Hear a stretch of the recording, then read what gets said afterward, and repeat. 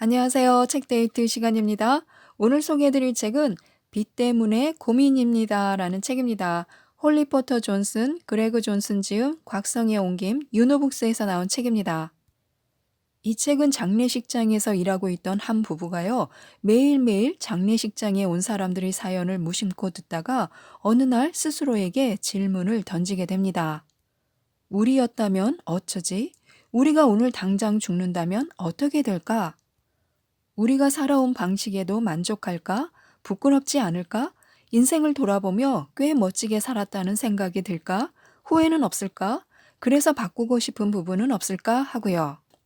이런 생각을 하면서 깨달은 점은 인생이 우리가 바라던 모습과는 완전히 딴판이라는 사실이었습니다.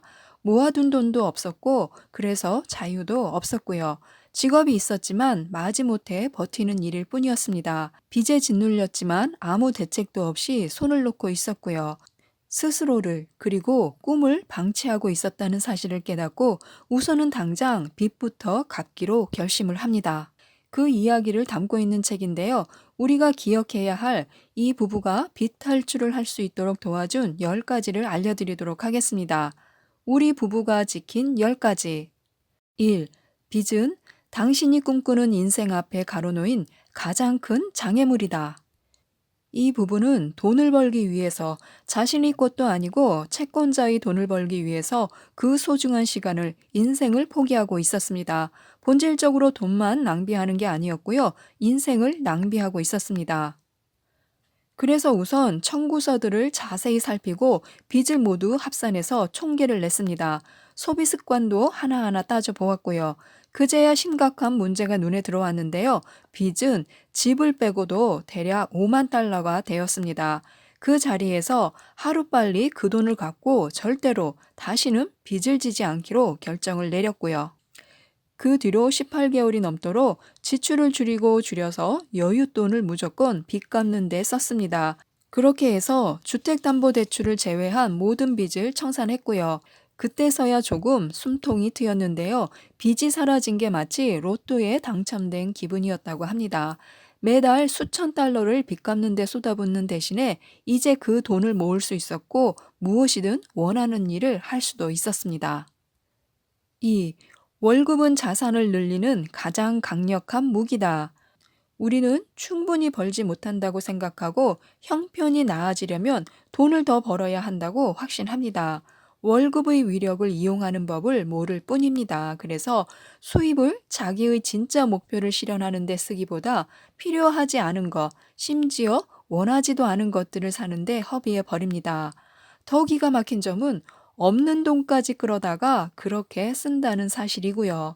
그리고 그 빚을 갚는데 월급을 허비하느라 정작 중요한 일에는 쓰지 못하게 됩니다. 3. 빚은 수입의 적이다. 무엇을 사기 위해 대출할 때 지금 구매하는 그것의 진짜 비용을 실감하지 못합니다. 구매에 따른 고통을 나중으로 미루기 때문에요. 게다가 그렇게 하고 또 그렇게 하다 보면 다시 말해서 자동차나 교육비, 생활비까지 전부 그런 식으로 처리를 하다 보면 그 모든 할부금이 쌓여서 돈을 모을 여력이 야금야금 사라지게 됩니다. 이번 달, 다음 달, 또 그 다음 달에도요. 결국 살기 위해 일을 하는 게 아니라요. 그저 빚을 갚기 위해서 일하는 지경이 됩니다. 4. 황금을 진 자가 규칙을 정한다. 빚을 졌을 때 통장으로 들어오는 월급의 일부는 말 그대로 이미 다른 누군가의 돈이 됩니다. 이렇게 되면 인생 일부를 다른 누군가에게 넘기고 있다는 뜻이 되는데요. 단지 인생을 돈과 교환하는 게 아니라 빚과 맞바꾸는 것이 됩니다. 빚을 졌기 때문에 주도권을 내주게 된 것이죠. 빚을 내서 구입한 물건의 정가만큼만 인생을 내주는 게 아니라요. 이자를 갚는데도 내준다는 이야기가 됩니다. 빚은 우리에게 점점 더 큰 비용을 물리고 종종 미처 깨닫지도 못하는 사이에 월 납부금이라는 무기로 우리를 소리 없이 죽이고 있는 것입니다. 빚에서 자유로워지면 월급을 어떻게 쓸지 스스로 선택할 수 있게 되는데요. 그때가 되면 모험을 할 수도 있고 원하는 방식대로 인생을 살 수도 있습니다. 우리의 돈과 인생의 주인이 되는 것인데요. 빚에서 그래서 벗어나야 합니다. 5. 돈에게 할 일을 알려주지 않으면 사라진다. 우리는 목적 없이 돈을 쓰고 월급이 사라지고 나면 이게 다 어디로 갔는지 알 수 없어 합니다. 예산은 이런 문제를 억제하는 데 도움이 되는데요. 예산이 있으면 돈을 아무 생각 없이 쓰기보다 계획적으로 중요한 우선순위에 따라서 쓰게 됩니다. 더 좋은 점은 예산을 기록하면 월급을 언제 어떻게 써야 할지 기억하게 해줍니다. 명확하게 정리된 계획안을 가지고 번 돈을 최대한 효율적으로 운영하기가 쉬워집니다.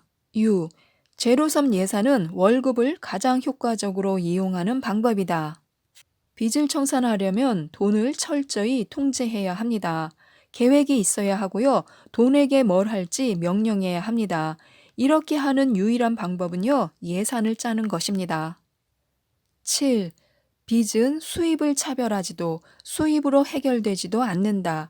빚을 지게 하는 것, 제어하는 것도 지출이다. 지출을 관리하기 위해서는 먼저 내가 돈을 어디에 그리고 얼마나 쓰는지를 알아야 합니다. 그래서 지출 기록이 꼭 필요합니다. 8. 수입보다 덜 쓰는 것이 월 소득의 잠재력을 증폭하는 데 가장 효율적이다. 작은 변화는 거대한 결과를 불러옴을 명심해야 합니다. 불필요한 지출을 줄이고 수입보다 적은 돈으로 생활하면 월 소득의 잠재력이 증폭되는데요.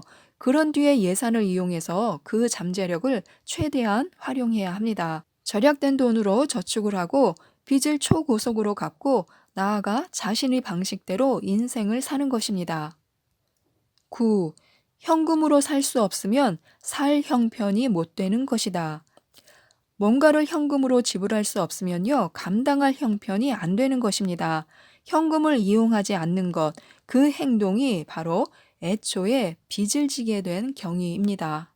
빚으로 돈 문제를 감추지 말아야 하는데요. 즉석에서 현금으로 지불하거나 직불카드를 사용해 통장에 있는 현금으로 계산해야 합니다. 고통을 신호 삼아서 과소비를 피해야 합니다. 10. 당신의 지출에는 결과가 따른다. 우리는 스스로 가치 있게 여기는데 돈을 써야 합니다. 우리는 돈을 벌기 위해서 시간을, 우리 인생을 내주는데요. 따라서 뭔가를 사기 위해 돈을 낼 때는 그 상품을 얻으려고 사실상 우리 인생의 일부를 지불하는 셈이 됩니다. 소비를 멈추고요. 삶을 시작해야 합니다. 먼저 예산과 지출 기록부를 세심하게 점검해야 합니다. 지금부터 할 일은요, 수입보다 덜 쓰고 살겠다고 다짐하는 것입니다. 진정으로 원하지 않는 것들에 안 돼라고 말함으로써 정말로 원하는 것들에 돼라고 말할 방법을 찾고요. 예산과 지출 기록부를 비교한 다음에 과하게 소비하는 부분이 있다면 조정해야 합니다. 지출 내역을 꼼꼼히 점검해서 욕구와 필요를 구분하고요.